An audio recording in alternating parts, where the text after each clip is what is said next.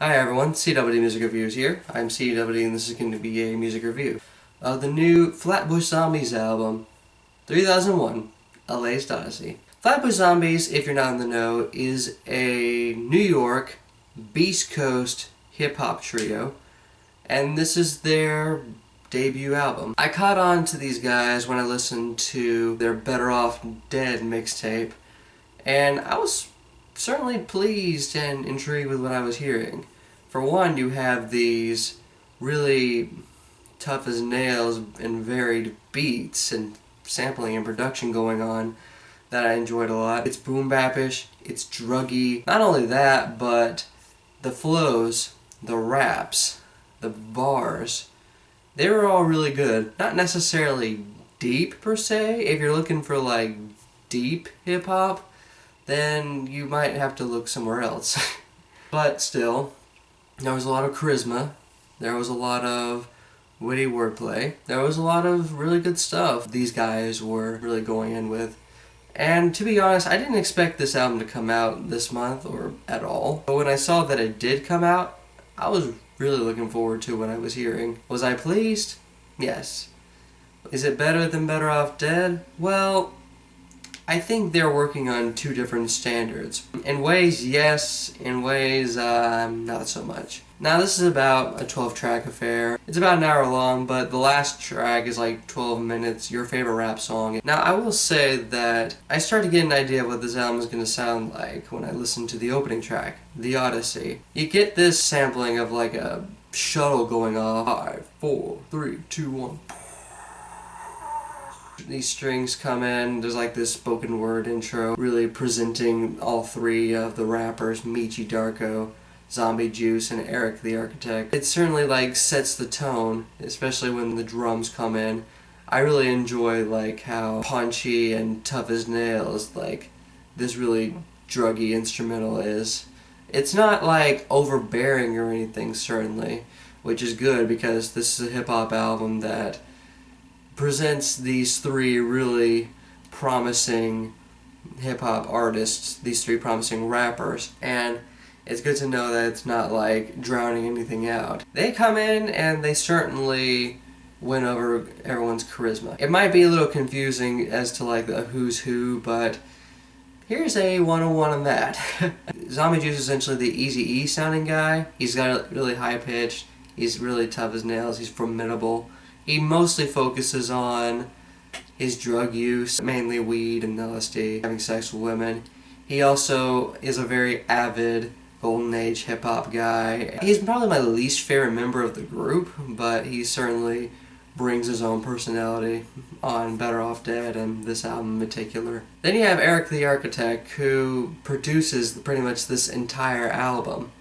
And he's the mid-range guy. He seems to focus more on, yes, drugs and women, but also introspection and the creative process. And then you have Meech.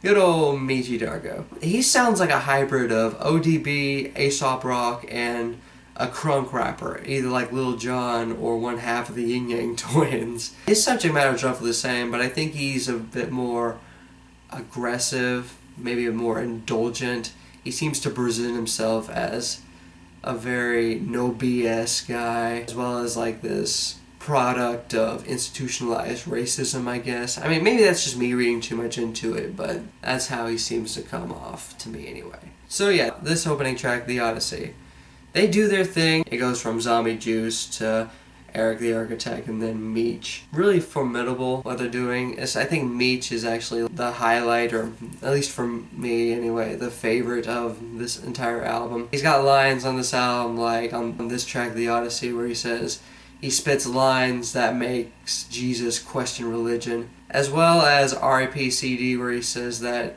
he puts on the rubber because he doesn't want that Charlie Sheen shit, and he just wants the head like ISIS. A bit much, but okay. On the track This Is It, he, weirdly enough, doesn't do this really gruff voice sound, and hearing him just like sounding more clean and more just really haunting, I guess. It makes this voice he uses all the time kind of forced, but still not exactly so forced that it sounds bad. Next track, Bounce, where its instrumental isn't necessarily aggressive or anything. It's actually pretty smooth. I like the groove on this track. It's still trap flavored, it's still relatively boom bap-ish, but it's really druggy and it's nice. There's not really an instrumental on this album I dislike, though I guess to get this out of the way, the big complaint I do have with the production on this album is how homogenous it feels from track 1 to track 12. And I don't mind it so long as like each instrumental is consistently good, and for the most part it is, but I wish there was like maybe more variety. But I do admire cohesiveness, I do admire consistency, so it's not really that big of a deal. R.I.P. CD seems to really take on that kind of feel with like this really smooth and kind of a slow drive kind of thing. Your windows are up, you're smoking some weed. For the record, I don't smoke weed. It's dark, and you're chilling out with your friends. The hook seems to be about how technology is evolving so far that no longer will CDs be necessary. Cars don't even have the CD drives anymore. The latest computers don't have CD drives anymore. I do understand that, but it's not going to stop me, obviously, from buying CDs. I mean, I got a whole collection over there. After the song, Spike Lee joins, which goes even to a more druggy and spacey direction. There's like a trilogy of interlude tracks that kind of throw me off a bit. Like the track Fly Away, and these three are like, I guess, solo tracks. Fly Away being like this solo Eric the Architect track where he's like singing, I guess, about flying away from this world, I guess, you know. Not really a suicidal kind of thing, more like a really drugged out, hey man, we're all just floating right now kind of thing. He's not singing badly on this track. I don't love it. It's certainly not a favorite of mine or anything like that, but it's enjoyable. Then you get Ascension, which is like my favorite of the triage of interludes, and I think that might be because Meech is my favorite rapper on this album.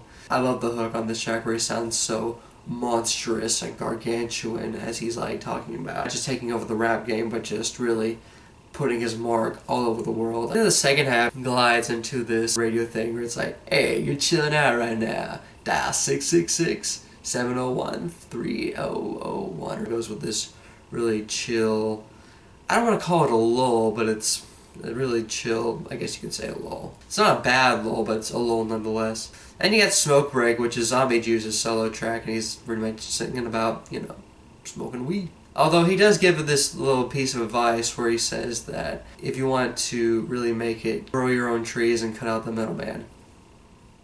Good to know. But then we finally get a rapping track, Trade Off. It's certainly one of my favorite tracks on the album. I mean, again, the beat sounds druggy, it sounds really spacey. But again, we're getting like flows that really, once again, present better personality. This is the same for This Is It. Then we get a couple of songs that they're not really like my favorites, but again, they're still pretty good. Good Grief and New Phone Who Dis. I like New Phone Who Dis more. The instrumental actually sounds like if early 90s Aphex Twin was making trap instrumentals or something like that. It certainly sounds spacey, it really sounds subdued and somewhat ambient. It really sounds like it could have came up with Select and Ambient Works Volume 2. I think my favorite track on this album is This Is It. There's like these really triplet hi-hats, and they're rapping pretty much in tandem with this really addictive and really earwormish rhythm that comes from the hi-hat. The piano lines sound really nice as well. It's really spacey, it's really introspective, especially when Eric comes in and having his lines about creativity and how you try to sell out, and don't be surprised if people start copying what you're doing and they start gravitating to them much more than they do you. Meech comes in and he has like his really clean and really low-pitched and really ominous and really foreboding delivery, pretty much talking about how his indulgent ways will lead him to be in the 27 Club, which would be really unfortunate if that to happen, since Meech is one of the most unique voices in hip-hop right now. In terms of sound, the album pretty much ends, and like on the last little bit of this track or the beginning of the next track, you get the spoken word saying, "Alright, the Odyssey is complete.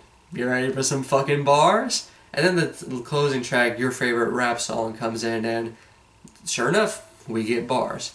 We get bars out the fucking wazoo. As well as like these like series of phone calls from like different people, most of them fans, and maybe the odd guy that's like, yo, fuck Flatbush, them faggots.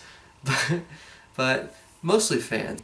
And it's a good track, like it's a good 12 minutes to like guide the album out in fashion, but after so many plays, it loses replayability. It's just like the credits rolling. So overall, yeah, I enjoyed this album quite a bit, but I don't like absolutely love it. I mean, I enjoy it a lot, but I don't absolutely love it. The bars are there, the production is there, the charisma's there, everything's there. I just feel like the big Achilles heel is how consistently spacey and druggy it is. Like I said, for the most part, these instrumentals are really good, and the flows are on point. It's just that I wish that there was a bit more variety. It might be because it's an independently released album and they don't have like as much room to experiment as like a mixtape maybe. Or maybe it's because they want to like create something accessible for new fans as well as the old fans that really enjoy their music thus far. But again,